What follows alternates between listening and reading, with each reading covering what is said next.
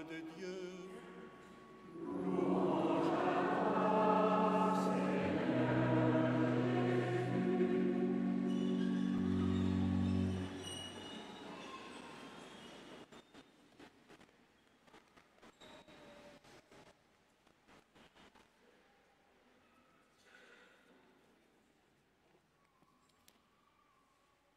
Au cœur de l'été, la fête de l'Assomption de la Vierge Marie, élevée en son corps et en son âme à la gloire du ciel, est comme le signe de l'espérance des chrétiens. Elle nous redit que nous sommes faits pour la vie avec Dieu, la vie en Dieu, la communion pour toujours avec Dieu notre Père et Jésus son Fils, notre frère et notre Sauveur. L'Assomption de la Vierge Marie, c'est la fête de l'espérance. C'est la fête de ce à quoi nous sommes appelés à la suite du Christ, à la suite de la Vierge Marie. Marie a connu au terme de sa vie terrestre cette grâce de la résurrection en étant élevée avec son corps et son âme à la gloire du ciel. Elle nous montre le chemin, elle qui, sans avoir connu la corruption du tombeau, est élevée auprès de Dieu et de son Fils, dans la gloire du ciel. Mais la fête de l'Assomption de la Vierge Marie a aussi pour nous, et ici particulièrement à Dinard, je le disais au commencement, et aujourd'hui particulièrement, d'autres harmoniques, d'autres accents. D'abord, Marie, dans son Assomption, a été définie comme la patronne principale de la France. Ce qui veut dire que c'est une occasion particulière de prier pour notre pays, pour son unité, pour ses dirigeants. Nous savons bien et nous voyons bien que les difficultés sont nombreuses et que notre pays est un peu à la croisée des chemins dans notre monde incertain, si souvent violent et toujours divisé. Après la belle période d'enthousiasme, de joie partagée, de fraternité qu'ont pu représenter pour beaucoup les Jeux olympiques de Paris, il nous revient de faire que ce moment n'ait pas été seulement une sorte de parenthèse enchantée, mais quelque chose de fondateur qui nous permette de dépasser les divisions, les inquiétudes, les invectives ou les jugements péremptoires. Oui, nous avons besoin de prier pour notre pays, pour son avenir, pour tous ceux et celles qui y exercent aujourd'hui ou exerceront demain des responsabilités, pour que le bien commun ne soit pas un vain mot, pour que les politiques qui sont poursuivis cherchent à construire, à rassembler, à mettre en œuvre les éléments de notre devise « Liberté, égalité, fraternité », dont le pape Saint Jean-Paul II avait rappelé lors d'une de ses visites en France que cette devise traduisait au fond des valeurs profondément chrétiennes. Mais ici à Dinard, la fête de l'Assomption de la Vierge Marie a aussi une connotation particulière, puisque c'est la date anniversaire de la libération de la ville au terme de l'occupation allemande et de la fin de la Seconde Guerre mondiale. Et cette année, nous fêtons les 80 ans de cet événement qu'un certain nombre de témoins directs peuvent encore nous rapporter. Occasion de rendre grâce pour tous ceux et celles qui ont combattu parfois au prix de leur vie pour que nous retrouvions la liberté et que nous puissions en vivre.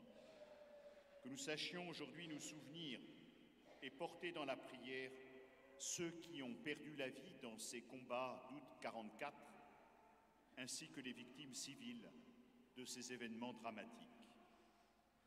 C'est au sortir de la Seconde Guerre mondiale que ceux que l'on a appelés les pères de l'Europe, dont beaucoup étaient des chrétiens convaincus, ont voulu lancer un processus d'unification, à la fois économique, social, politique, mais sans doute aussi spirituel, de notre continent, pour que la paix soit assurée entre les nations et que l'exemple de la réconciliation franco-allemande, événement sans doute unique à l'échelle de l'histoire, puisse être un signe fort de l'engagement irréversible de notre continent pour la paix.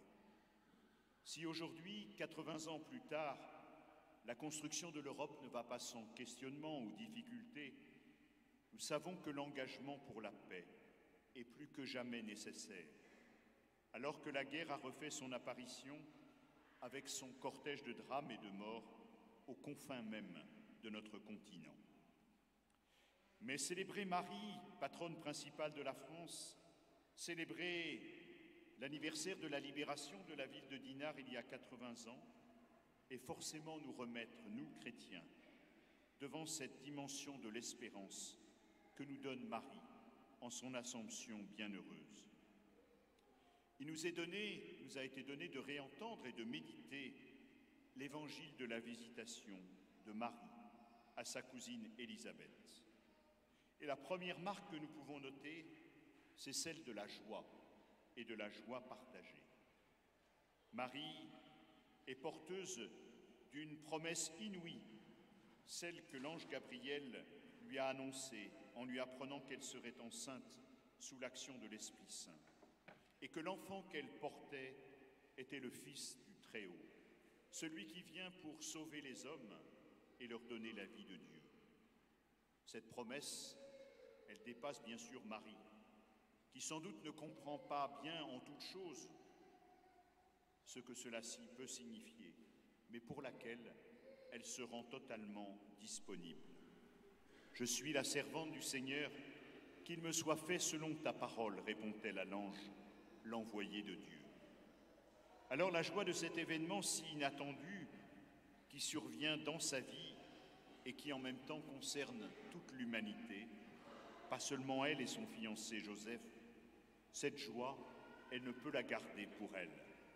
Elle a besoin de la partager, de l'annoncer à d'autres. Et puisque l'ange lui a dit que sa cousine Élisabeth, elle aussi attendait un enfant dans sa vieillesse, elle qu'on appelait la stérile. Alors nous dit l'Évangile, Marie se met en route avec empressement. Elle va vite vers la région montagneuse dans une ville de Judée pour rejoindre la maison de Zacharie et de son épouse Élisabeth. Cette rencontre entre les deux femmes est à la fois toute simple. Deux femmes qui attendent un enfant et qui s'en réjouissent, emplies d'une grande joie, et en même temps, elles manifestent à quel point ce qui les rassemble à ce moment-là les dépasse. À travers leur destinée personnelle, l'enfant que chacune porte et qu'elles vont mettre au monde, c'est bien du salut du monde dont il est question.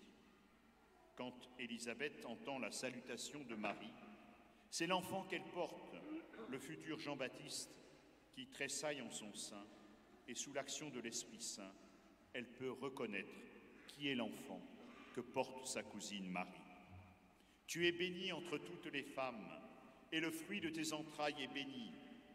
D'où m'est-il donné que la mère de mon Seigneur vienne jusqu'à moi? Et elle prononce cette béatitude adressée à la mère du Sauveur. Heureuse celle qui a cru à l'accomplissement des paroles qui lui furent dites de la part du Seigneur. Marie répond en chantant les louanges du Seigneur dans ce chant du Magnificat que l'Église depuis les temps anciens a repris à son compte et qu'elle propose de proclamer chaque jour, chaque soir dans la liturgie des vêpres. Mon âme exalte le Seigneur, exulte mon esprit en Dieu mon Sauveur. Il s'est penché sur son humble servante. Désormais, tous les âges me diront bienheureuse. C'est l'action de grâce de Marie devant ce que Dieu a accompli dans sa vie, mais elle en est consciente bien au-delà de son cas personnel, de ce que Dieu accomplit pour son peuple avec la naissance du Sauveur, pour toute l'humanité que Jésus vient sauver et pour laquelle il propose une nouvelle espérance. En Jésus, Dieu s'est fait homme. Dieu a partagé en toutes choses, sauf le péché, notre condition humaine, nos joies, nos peines, nos projets, notre espérance. Il nous dit que l'alliance entre Dieu et les hommes, cette alliance-là, elle est irréversible. Et que son amour nous est donné pour toujours. Il faut de l'humilité pour accueillir ce don de Dieu, cette promesse de la vie qu'il nous fait. Le drame de l'humanité, c'est toujours de se croire plus fort, autosuffisant, de vouloir imposer sa compréhension du monde au lieu de recevoir le don de Dieu. Marie est celle qui a accueilli profondément le don que Dieu lui faisait. Elle le proclame, Dieu élève les humbles. Dieu ne se reconnaît pas en ceux qui veulent s'élever pour proclamer leur propre gloire, mais en ceux qui s'abaissent et sont prêts à recevoir leur vie comme un don, comme un cadeau, précieux et fragile, qu'il s'agit de respecter et d'honorer, comme la terre qui nous est confiée, non pour que nous la saccagions, mais pour que nous la cultivions et la protégions. Dieu élève les humbles, les petits. C'est cela qu'il fait monter au ciel comme Marie, à la suite de Marie, dans son Assomption. Si le Christ est le premier ressuscité d'entre les morts, c'est en lui que tous, comme Marie, recevront la vie qui ne finit pas. Marie est bien la figure de notre espérance pour aujourd'hui et pour le jour de notre mort. Marie est la figure de l'Église. Elle est, comme le dit le Concile Vatican II, elle est comme les prémices. Elle brille comme un signe d'espérance assurée et de consolation pour tout le peuple de Dieu en marche. Amen.